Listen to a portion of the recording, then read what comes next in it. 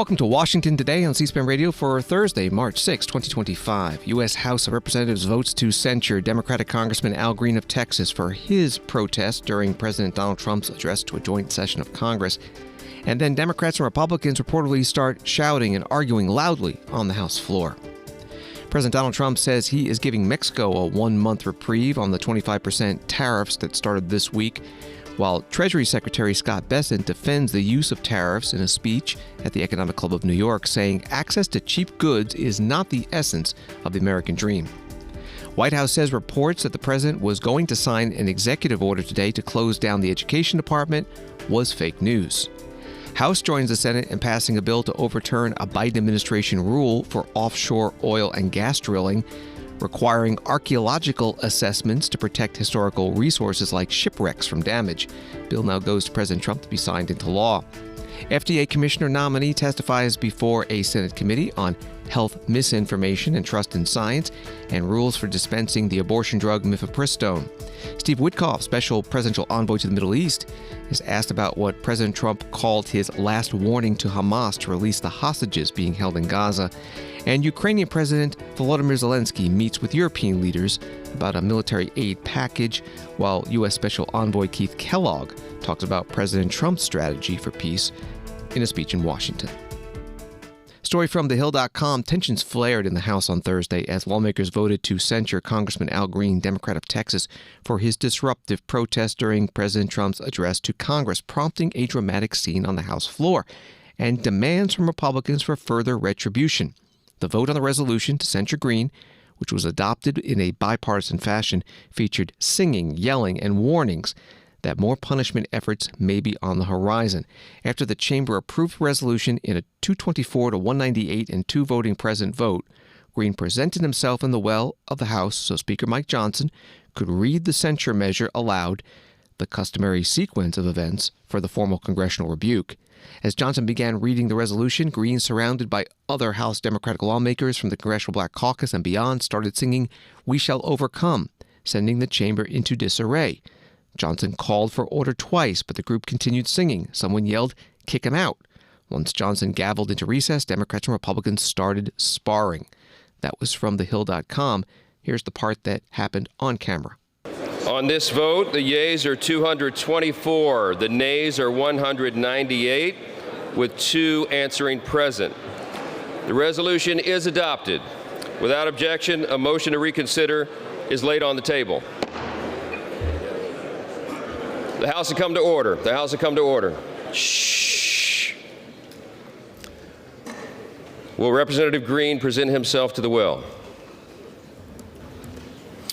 By its adoption of House Resolution 189, the House has resolved that Representative Al Green be censured, that Representative Al Green forthwith present himself in the well of the House of Representatives for the pronouncement of censure, and that Representative Al Green be censured with public reading of this resolution by the Speaker.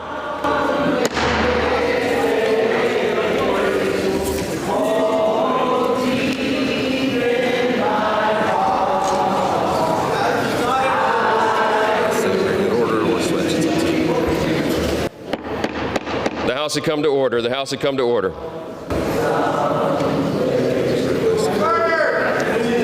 That's it. You want to let him keep doing this, or totally fair? The House will come to order. Clear the well, please. Clear the well. The House has to continue its business. And if there are recess, you can do that too. And the mic's on. Just say the House is in recess. Pursuant to Clause 12A of Rule 1, the House will stand in recess, subject to the call of the chair. House Speaker Mike Johnson presiding over the House after the House voted to censure Congressman Al Green, Democrat of Texas, by a vote of 224 to 198, 2 members voting present. 10 Democrats voted yes on the censure resolution. Ami Bera of California, Ed Case of Hawaii, Jim Costa of California, Laura Gillen of New York, Jim Himes of Connecticut, Chrissy Houlihan of Pennsylvania, Marcy Kaptur of Ohio, Jared Moskowitz of Florida, Marie Gluesenkamp Perez of Washington State, and Tom Suozzi of New York. The House Freedom Caucus put out a statement that they are introducing a resolution to remove Congressman Green from his committee assignments and they want to vote on that resolution next week. Congressman Andy Ogles, Republican of Kentucky, writing on X, today a group of House Democrats broke decorum during the censure of Congressman Al Green, and after multiple warnings refused to heed Speaker Johnson's order. I am drafting privilege resolutions to remove each of them from their committees. If you want to act like a child in the halls of Congress, you will be treated like a child. That was a statement from Congressman Ogles. Congresswoman Chrissy Houlihan, Democrat of Pennsylvania, who had voted yes on the resolution, posting on X, I did indeed have a heated conversation with Speaker Johnson on the House floor after I voted yes to censure my colleague. I called Speaker Johnson out on his and his party's hypocrisy and reminded him of the many instances in which Republicans have blatantly broken the rules of conduct without consequence. He told me if he punished each instance, he'd have to censure half the House. I suggested he'd do just that. Rules are rules. That was a statement from Congresswoman Chrissy Houlihan. After the censure, Congressman Al Green spoke on the House floor. I respect the Speaker. I have no ill feelings toward the Speaker, none toward the persons that escorted me away from the floor, because I did disrupt. And I did so because the President indicated that he had a mandate. And I wanted him to know that he didn't have a mandate to cut Medicaid. I did this because Medicaid is the only insurance many people have in this country. I am blessed. As I stand here now, there's a physician waiting. If something should happen, I will be taken to that physician. I have the best health care in the world. There are other people who have less than I. I would have them have what I have. But I surely will not stand by and see them lose what little they do have. Medicaid is for people who don't have the kind of health care that 435 members of Congress and 100 members of the Senate have. But they do have some health care.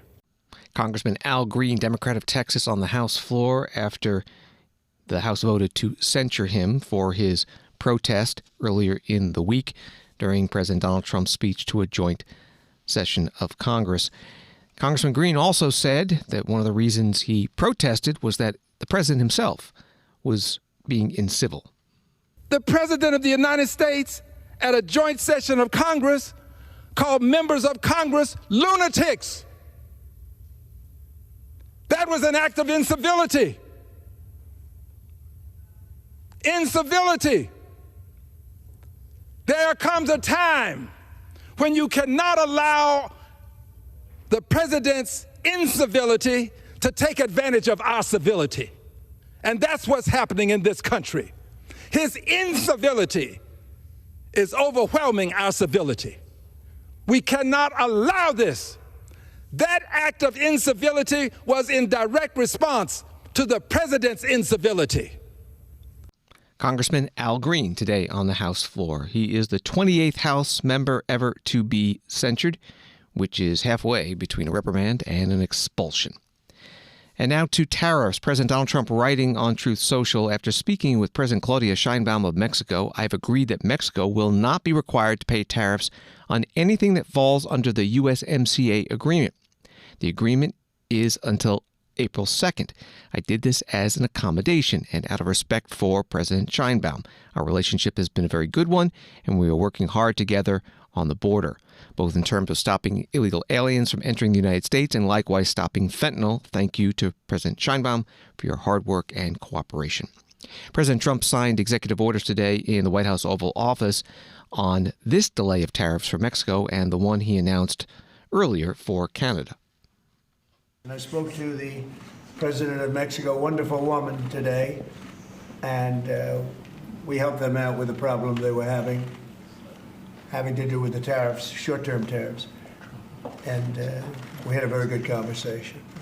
Also, we discussed drugs, and they've been working much harder lately. Do you notice that? On people coming in and drugs, and we've made tremendous progress on both.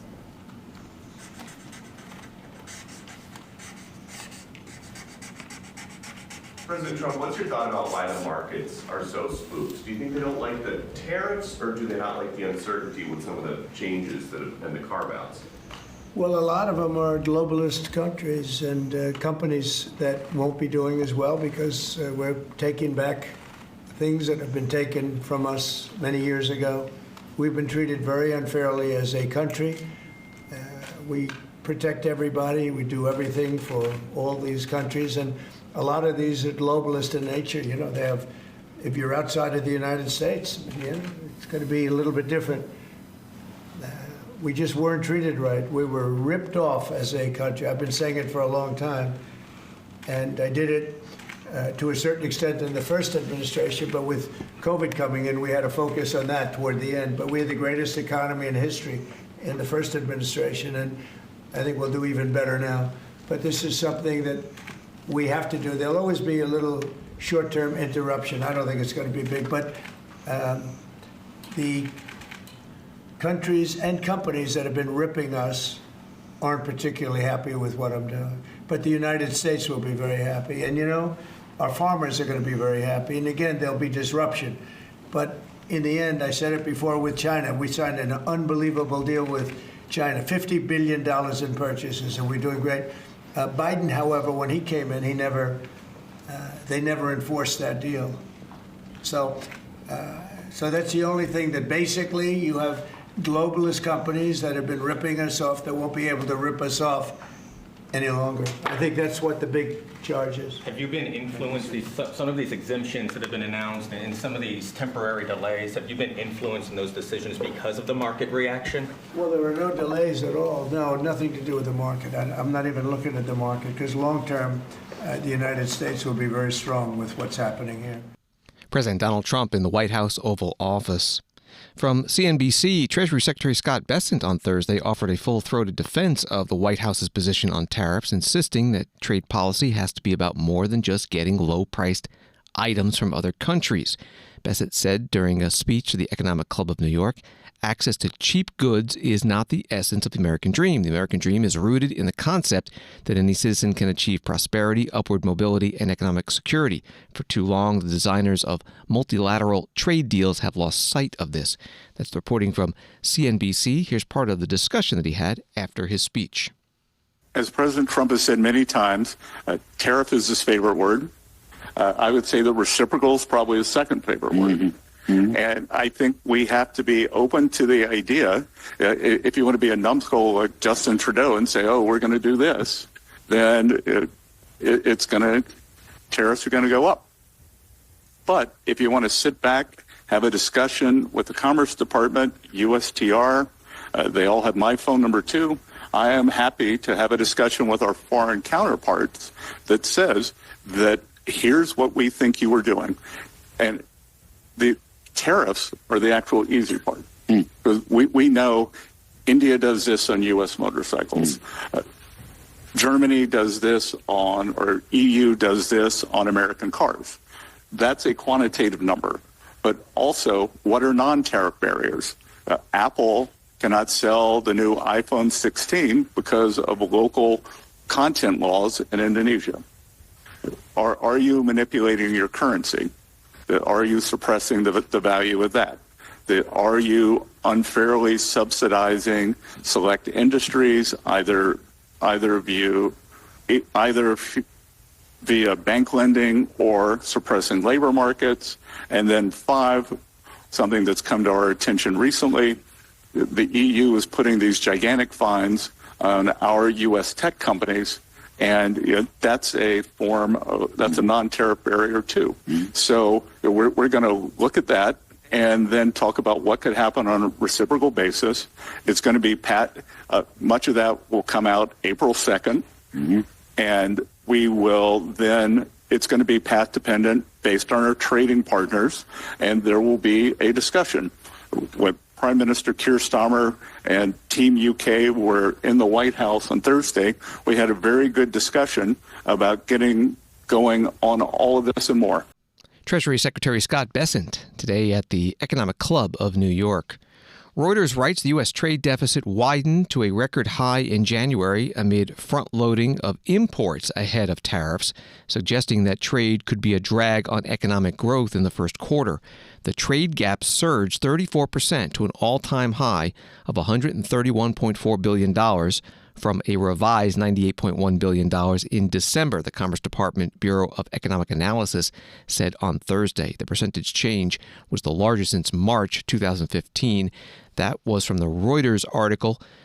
President Donald Trump posting on Truth Social, massive trade deficit with the world just announced, compliments of sleepy Joe Biden. I will change that. Wall Street today, the Dow down 427, NASDAQ down 483, S&P down 104. President Donald Trump on Thursday, writes Fox News, said he's ordered all of his cabinet secretaries to work with the Department of Government Efficiency, or DOGE, and to use a scalpel when deciding which workers will remain in their jobs. In a post on his Truth Social platform, Trump said the Elon Musk-led group has been an incredible success. He wrote, "And now that we have my cabinet in place, I've instructed the secretaries and leadership to work with DOGE and on cost-cutting measures and staffing. As the secretaries learn about and understand the people working for the various departments, they can be very precise as to who will remain and who will go. We say the scalpel rather than the hatchet." That was from Fox News. President Trump held his second cabinet meeting today, Elon Musk attending, and then later the president was asked about it in the White House Oval Office by a reporter. You spoke today with your cabinet members and Elon Musk. I did.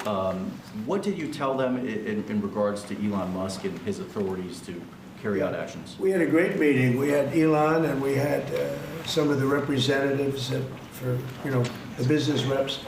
We also had most of the cabinet members, not all of them. It doesn't really pertain to all of them, but many of them. And I thought it was a really good meeting. It was about cutting because everybody knows the country's way out of control in terms of the number of people. We have many people that don't work. We have many people probably that aren't even living that are getting checks. And we're finding all of that out, and it's being reported. We're going to save hundreds of billions of dollars. We've already saved a lot. And parts of it are contracts that are expired that we're paying on. Many crazy things that, you can see it happening. It shouldn't happen, but you can see it happening. You see a lot of it being put out. But the other thing I think most important for today, I want the cabinet members to keep good people. I don't want to see a big cut where a lot of good people are cut. I want the cabinet members to keep the good people, and the people that aren't doing a good job, that are unreliable, don't show up to work, etc., those people can be cut. So I had a meeting, and I said, I want the cabinet members, go first, keep all the people you want, everybody that you need. And it would be better if they were there for 2 years instead of 2 weeks, because in 2 years they'll know the people better. But I want them to do the best job they can. When we have good people, that's precious, that's very important, and we want them to keep the good people. And so we're going to be watching them, and Elon and the group are going to be watching them. And if they can cut, it's better. And if they don't cut, then Elon will do the cutting. President Donald Trump in the White House Oval Office today. Story from ABC News. The White House on Thursday pulled the expected signing of the executive order to dismantle the Department of Education. Multiple sources tell ABC News. A draft of the executive order called on Education Secretary Linda McMahon to facilitate a department closure by taking all necessary steps permitted by law, sources had earlier told ABC News. White House Press Secretary Caroline Leavitt quoted a news report saying it was fake news that Trump was expected to sign the order on Thursday. She said he is not signing it. Behind the scenes, there was concern among top administration officials about the blowback the order would receive and the lack of messaging in place ahead of the rollout, specifically how the administration would answer questions about how the executive order would impact the school lunch program, along with other programs that could no longer exist. That was from ABC News. Senate Democrats held a news conference about this. Chuck Schumer of New York is the minority leader. So last night, reports came out that President Trump is preparing to sign an executive order to abolish the Department of Education. Now, of course, the White House has tried to start walking it back. But let's be honest. There is no secret that they're aiming to abolish the Department of Education. They said so. Here's what Donald Trump said last month. Quote, "I'd like it to be closed immediately. So they're not backing off. We'll just, they're erratic as usual, but this is part of his campaign. It's part of what McMahon stood for, and we believe that they're trying to make it happen. This would be, if it happens, one of the most destructive and devastating steps that Donald Trump has ever taken. Who's going to be the victim? Americans' kids, America's school children. To get tax breaks for his billionaire friends and hurt our school children? I don't think that's what America wants. I don't think that's what America bought into. I sent my kids to public schools in New York City. Public schools are the bedrock of our country. I went to public schools. In fact... And they don't always succeed, as you saw, most of the time. We went to Madison High School together. And I think PS 197? Yes. Okay. But in any case, the 90% of Americans, 90% of students in the United States attend public schools. And every single district will suffer because of what Donald Trump is doing. Again, America, he's using your kids' education money to give tax breaks to his billionaire buddies. It's that simple. He's looking to find any money he can so his billionaire club can pay even less taxes. And this is why every single Democrat said hell no to the nomination of Linda McMahon, one of the only nominees in history tasked with destroying the very agency she's trying to lead. Senator Chuck Schumer, Democrat from New York, the minority leader at a news conference with other Senate Democrats, including, you heard briefly, from Vermont, Independent Bernie Sanders, who caucuses with the Democrats. In a filing late Wednesday evening, begins an ABC News article, lawyers with the Justice Department agreed to a proposed order that would largely prohibit the Treasury Department from sharing sensitive financial data with Elon Musk's Department of Government Efficiency. The agreement allows two individuals associated with Musk but employed by the Treasury Department, called special government employees, to have read-only access to the sensitive data. That was from ABC News. The Deputy Treasury Secretary nominee, Michael Falkender, testified today before the Senate Finance Committee, and Senator Maggie Hassan, Democrat of New Hampshire, asked him about this access. Dr. Elon Musk has attempted to gain total access to the private personal data of American citizens that's stored at the IRS. Is there any private personal information at the IRS that you believe Elon Musk should not have access to? Senator, it's not my understanding that Elon Musk has any access to IRS. We have two people who have gone through standard onboarding at the IRS. One is detailed from OPM, one is a Treasury employee. They have received the same onboarding ethics and legal training and the same explanations as to their access to taxpayer information as the memorandum of agreement between the Office of Personnel Management and IRS says. It's the Secretary's intent that that person not have access to taxpayer information. And my question is, if Elon Musk demands it, will you stand up to him?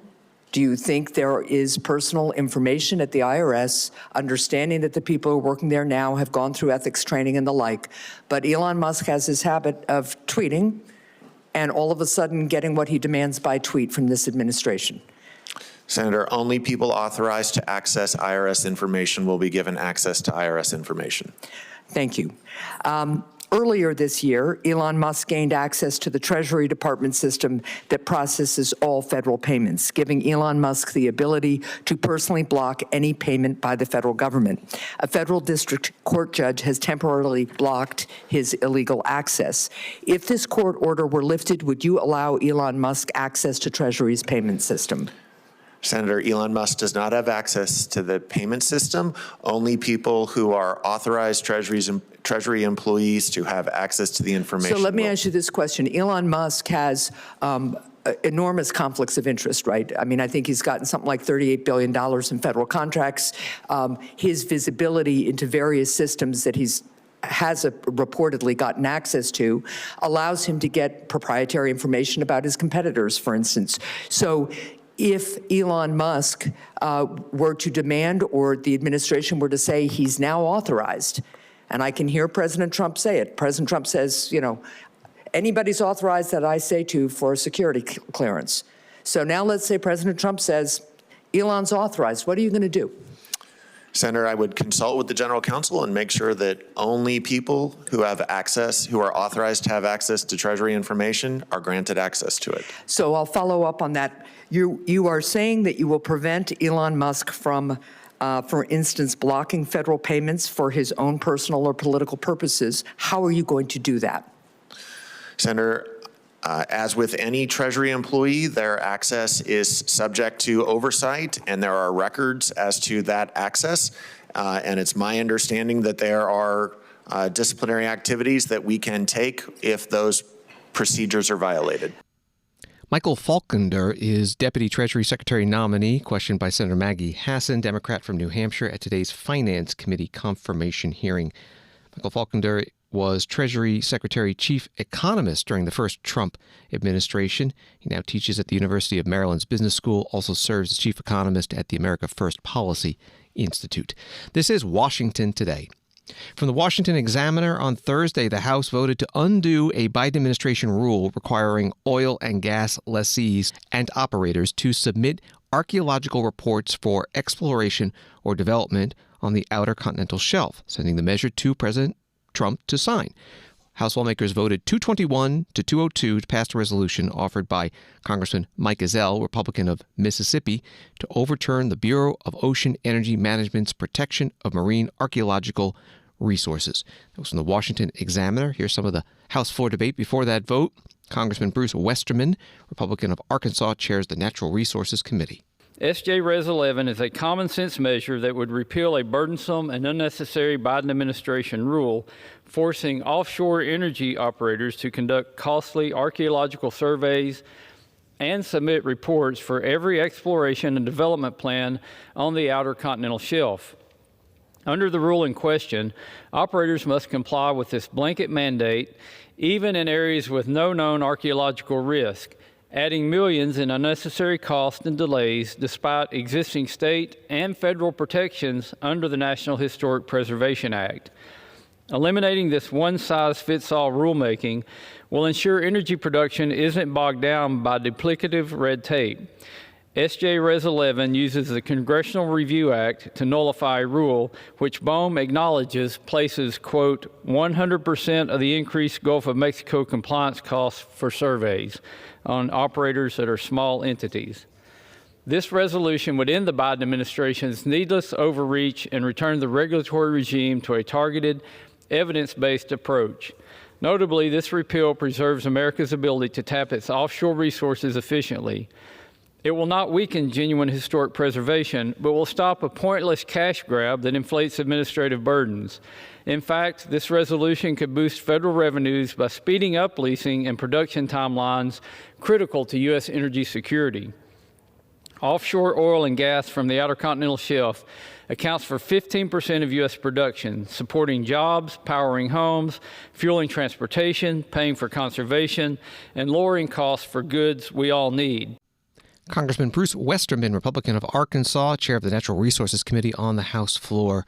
Opposing this bill, Congresswoman Sarah Elfreth, Democrat of Maryland.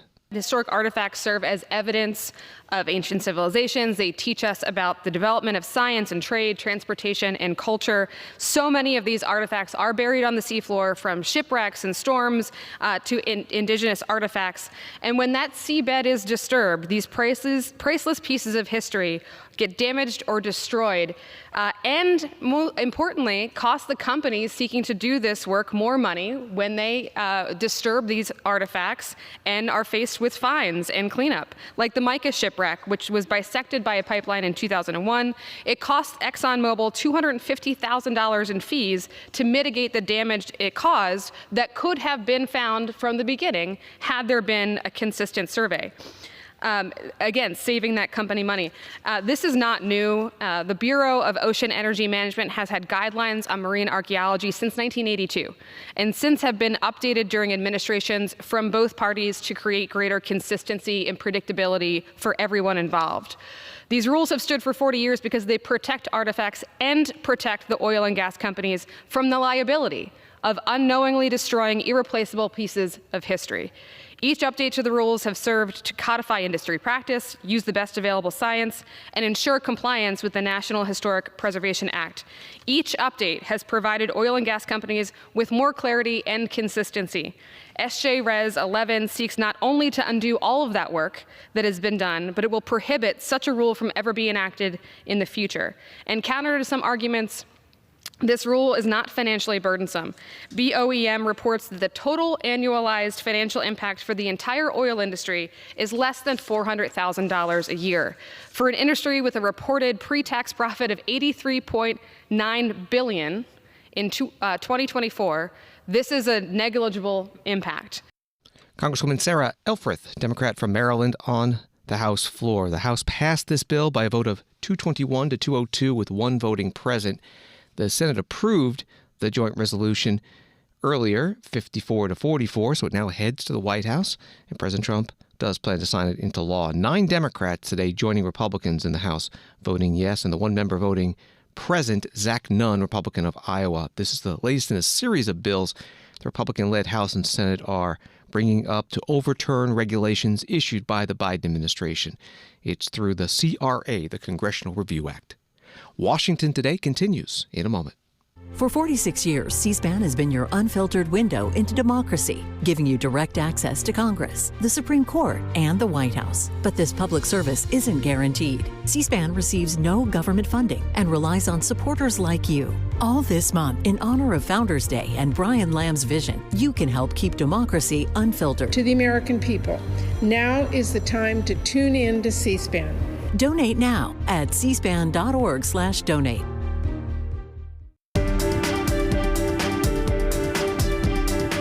Welcome back to Washington Today, available as a podcast on the free C-SPAN Now mobile app and wherever you get your podcasts. A few more headlines. The Senate voted today to advance President Trump's nominee for Labor Secretary, former Republican Congresswoman from Oregon, Lori Chavez DeRemer. The vote was 66 to 30. 13 Democrats joining Republicans in voting yes. There was one Republican who voted no, Rand Paul of Kentucky. And the Senate confirmed former Homeland Security CFO Troy Edgar to be Deputy Homeland Security Secretary. That vote was 53 to 43. Homeland Security Committee ranking Democrat Gary Peters joined all Republicans in voting yes. From Associated Press, President Donald Trump's pick to lead the Food and Drug Administration largely sidestepped questions Thursday from senators about how he would handle numerous pressing issues before the agency, including recent layoffs, canceled meetings, and the continued availability of the abortion pill. Dr. Marty Makary, a surgeon, author, and researcher, lauded the FDA's gold standard science in testimony before the Senate Health Committee, which must vote on whether to advance his nomination. Professor at Johns Hopkins University, Makary is known for his contrarian views and previously called the FDA broken and mired in politics and red tape while working as a commentator for Fox News. That was from AP. Here's part of the hearing. Senator Lisa Blunt Rochester, Democrat from Delaware, asking the nominee about where many Americans are getting health information and disinformation. I've found that most parents would do anything to keep their children safe and healthy, which is why we probably see so much intense debate on the best ways to protect our children. And the FDA has historically been seen as the authority on reliable information about public health issues related to medical products, food, tobacco, cosmetics, dietary supplements.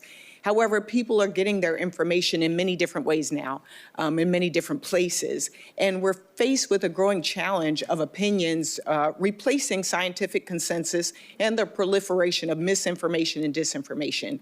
Parents need accurate, science-based information to help make informed decisions for their children. How would you use your position as FDA commissioner to compete with uninformed voices and to share evidence-based, consensus-driven information that is free from political influence? Well, thank you, Senator, and I enjoyed our time meeting together. I believe very much in empowering people with good information. That's why I've written 3 best-selling books to try to educate people about health. And I do think you can explain to people with humility what we know and what we don't know, and then they're going to trust us more. Trust in doctors and hospitals is at a crisis right now. It was 71% in 2019. 71% of the public trusted us in 2019. Now it's down to 40%. That's a 31-point drop in my profession. That is a major problem. If we have the cure for pancreatic cancer, but only 40% of the public is going to come in and take it because the rest doesn't trust us, then that medication is only 40% effective. So I think we fight bad ideas with more ideas. I do not believe in censorship of scientific opinions. I think we need a civil discourse. Unfortunately, we have a sort of toxic discourse right now in the United States and the politicalization of immune cells in some cases. Dr. Martin McCary, FDA Commissioner nominee, questioned by Senator Lisa Blunt, Rochester, Democrat from Delaware. Again, from the Associated Press article on the hearing, Dr. McCary said he had no involvement in FDA's recent decision to abruptly cancel a meeting of outside vaccine experts who were scheduled to make recommendations for next season's flu shots. He downplayed the significance of the meeting and wouldn't commit to rescheduling it, noting that in previous years the FDA panel rubber-stamped recommendations made by international vaccine authorities. That was the Associated Press. More from the hearing, Senator Bill Cassidy, Republican of Louisiana, the chair, asking Dr. McCary about the abortion pill mifepristone.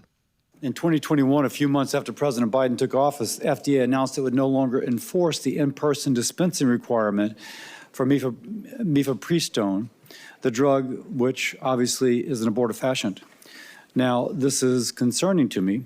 There is a case out of Louisiana which is incredibly egregious, in which there was no recognition that the person requesting the drug was not the patient, but rather someone who was going to allegedly coerce the person into taking the medication, which would have been evident to a physician should she or he have seen the patient.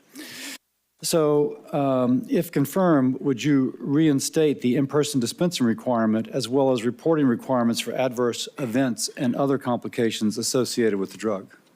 Thank you, Senator. And to hear of someone being coerced to take mifepristone is deeply disturbing, and I might even suggest criminal.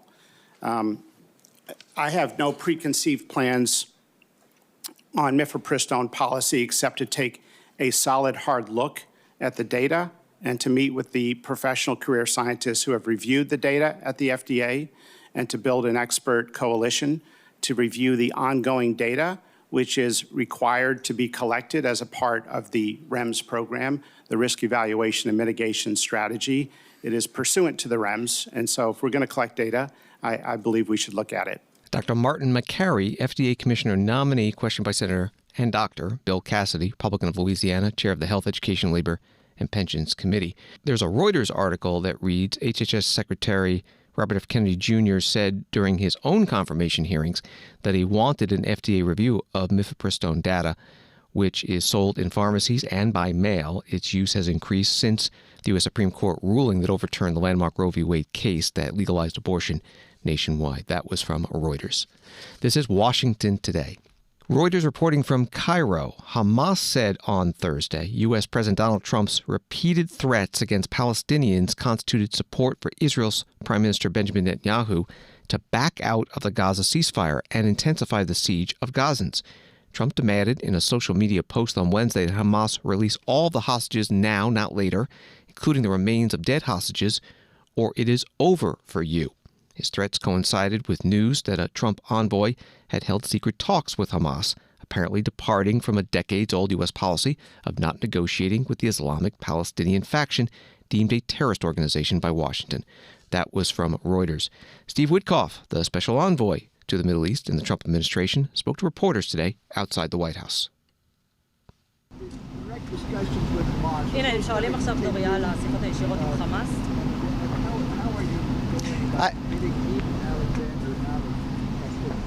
Well, Eden Alexander is very important to us, as all the hostages are, but Eden Alexander is an American, and he's injured.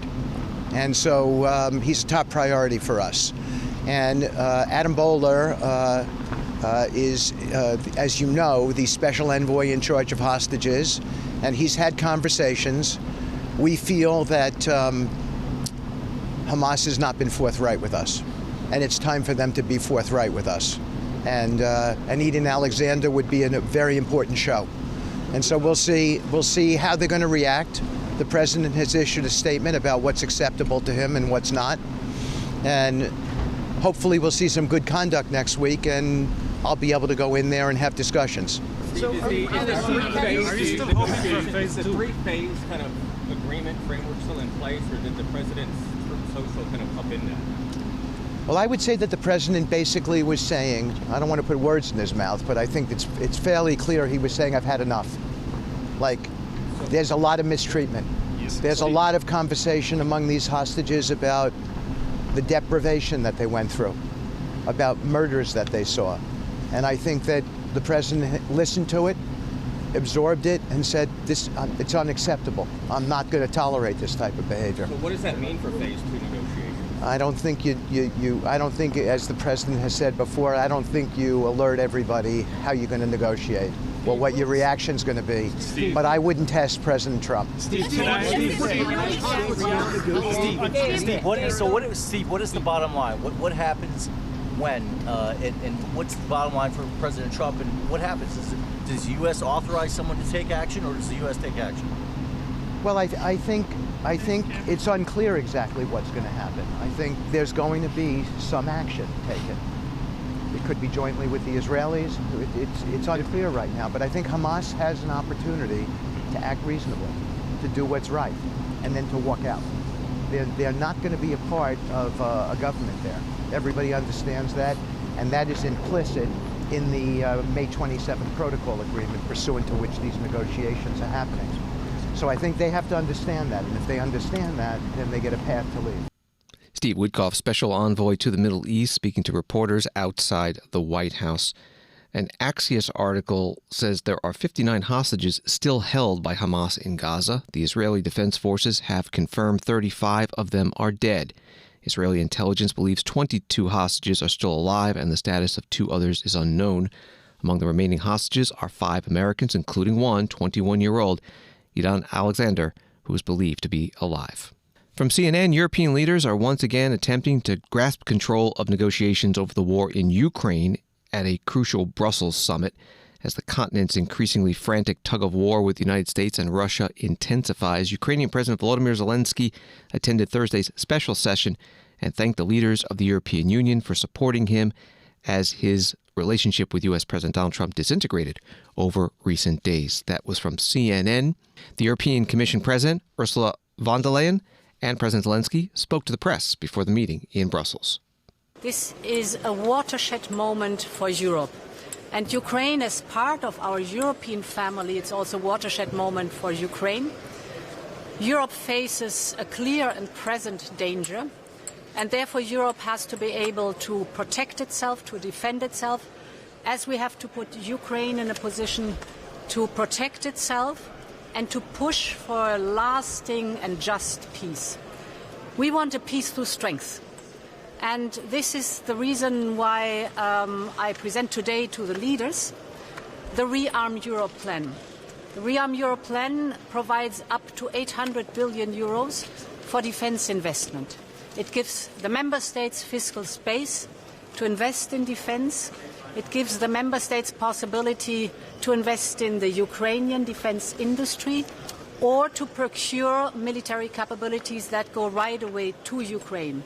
So it is to the benefit of rearming Europe, rearming the European Union, but also arming Ukraine in its existential fight for its sovereignty and territorial integrity. So today, Volodymyr, thank you for coming. It's a very important moment to show that we stand by Ukraine for as long as it takes.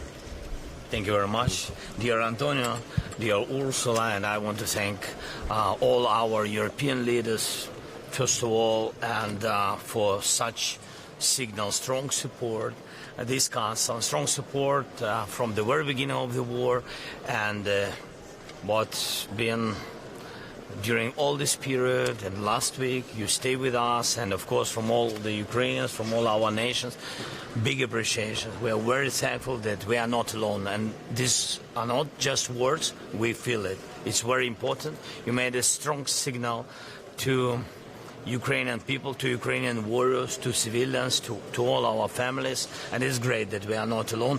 We feel it, and we know it. Thank you so much for everything, and signals to increase our production, and signals to, with the new program, to increase the European security. That's, I think, the great decisions. Thank you again for the invitation. Okay. Thank you. Ukrainian President Volodymyr Zelensky and European Commission President Ursula von der Leyen in Brussels. Also there, Antonio Costa, European Council President. In Washington, Keith Kellogg, the U.S. Special Presidential Envoy for Ukraine and Russia, spoke at the Council on Foreign Relations about the Trump administration's efforts to end the war. He talked about sticks and carrots on both sides to bring them to the peace table. He was also asked by Margaret Brennan from CBS News about reports the U.S. has suspended intelligence sharing with Ukraine. That's a pretty major concession to Russia to constrain Ukraine's ability to target and hit Russian forces. This pressure really seems to be directly impacting potentially what they can do on the battlefield. Yeah, but this is one of those, very candidly, they brought it on themselves, the Ukrainians. What I mean by that, look, when we were in the Oval Office last week on Friday, and I'll kind of give you the background a little bit of it, when we talked with President Zelensky before that meeting, there were 13 U.S. senators at Hay Adams. And we said, okay, this is like stage managing. This is what you want to say. It's basically going to come in. We have a precious metals deal. You're going to sign the deal. You're going to have lunch, have a press conference, exit stage right, and you're good to go. We continue to go. What happened became a very combative press conference that went on for almost, 50 minutes. That caught everybody a little bit by surprise. I was right there. And I think what happened is we said, wait a second, this is not what we thought this was going to be. You don't negotiate peace discussions in public. You don't try to challenge the President of the United States in the Oval Office that, in fact, you need to side with me and not the Russians. You don't become an independent interlocutor if you look at something like that. And he was forewarned. Keith Kellogg, Special Presidential Envoy for Ukraine and Russia, today in Washington at the Council on Foreign Relations, giving the speech and then being interviewed by Margaret Brennan from the CBS News. The State Department spokesperson Tammy Bruce held her first news conference today at the State Department in Washington. A Politico article describes her as a longtime Fox News contributor and former liberal activist who worked on Democratic campaigns before turning solidly to the right. Before she took questions about foreign policy, she spoke about the role of the media, and you'll also hear from Associated Press reporter Matt Lee. I'm honored to stand here before you and to deliver this information for the American people, which they deserve to hear from their State Department. As someone who has served over, a long time in media, I understand firsthand that a free press is vital to our democracy. I look forward to engaging on our U.S. foreign policy priorities for the benefit of the American people. And also just want to say a thank you to the civil service workers, the foreign service workers, the staff of this department. As someone who's been looking out from the outside into government and seeing always the problems, it has been a remarkable experience to work with these individuals in this department, but throughout the Department of State. It has been an experience for me that has changed my point of view on many different issues. And I want to thank all of them who made it possible for me to stand here today. This has been literally a team effort. It remains a team effort for people who love this country and serve her every day. And so there's something I never thought I would say, except screaming at the screen at this gentleman sitting here. Just a remarkable illustration of how life changes and has surprises for us. Matt Lee from the Associated Press. I'm going to also ask you, when asking a question, we have a number of cameras in the back. People are watching through streaming at state.gov, our social media accounts as well, and a variety of different ways. Announce your name if you could and your outlet. That would be terrific. Matt Lee, I'll announce for you because you're so shy with the Associated Press. Sir, what can I tell you? Well, first of all, thank you for your opening remarks there, and I would also say congratulations, because for those of us who were around back in the beginning of the first Trump administration, the first State Department briefing in 2017 was on March 7th. So you have beaten that by 1 day. There you go. I don't know if not that you're aware. competitive, but I did not know. But, All right. So anyway, so thank you you. got that. You have a record already. Okay, thank you. So anyway, yes, thank Yes, you sir. very much for your commitment to, speaking to us and being open and transparent. I just want to say before I begin, and I have a very brief question, but before we begin, that I think everybody in this room understands that elections have consequences. Everybody in this room understands that the President of the United States sets the agenda for foreign policy, and so the questions that you will get today and going forward are all aimed at trying to find out what that policy is, one, and then how the State Department is actually implementing it. So Sure. I hope in that, with that we can go forward. Associated Press reporter Matt Lee at today's first State Department briefing of the new Trump administration with the new spokesperson, Tammy Bruce. We covered it live when it happened on the C-SPAN networks, and we have the video archived at cspan.org. This weekend, most Americans will be moving the clock ahead 1 hour for daylight saving time. President Trump was asked today about his past support to end this practice. He posted on Truth Social in December, the Republican Party will use its best efforts to eliminate daylight saving time, which has a small but strong constituency, but shouldn't. Daylight saving time is inconvenient and very costly to our nation. That was the post from the president in December. Here's what he said today. The clocks are going to spring forward on Sunday. When are you going to get rid of daylight savings? Okay, are you ready? So, this should be the easiest one of all, but it's a 50-50 issue. And if something's a 50-50 issue, it's hard to get excited about it. I assume people would like to have more light later, but some people want to have more light earlier because they don't want to take their kids to school in the dark. And it's a little bit one way, but it's very much a 50-50 issue. And it's something I can do, but a lot of people like it one way, a lot of people like it the other way. It's very even. And usually I find when that's the case, what else do we have to do? President Donald Trump in the White House Oval Office. Thanks for listening to Washington Today. Sign up for C-SPAN's evening newsletter word for word and get the stories making the headlines in Washington emailed to you every day. Subscribe at cspan.org/connect. Have a good night.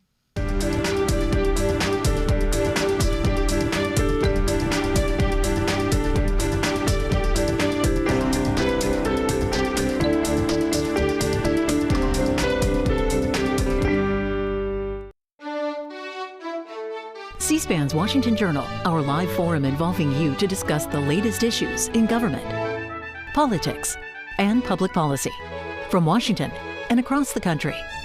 Coming up Friday morning, we'll talk with Jack Brewer, former NFL player and chair of the Jack Brewer Foundation, about issues affecting black men and boys in the U.S. and his support for banning transgender athletes in women's sports.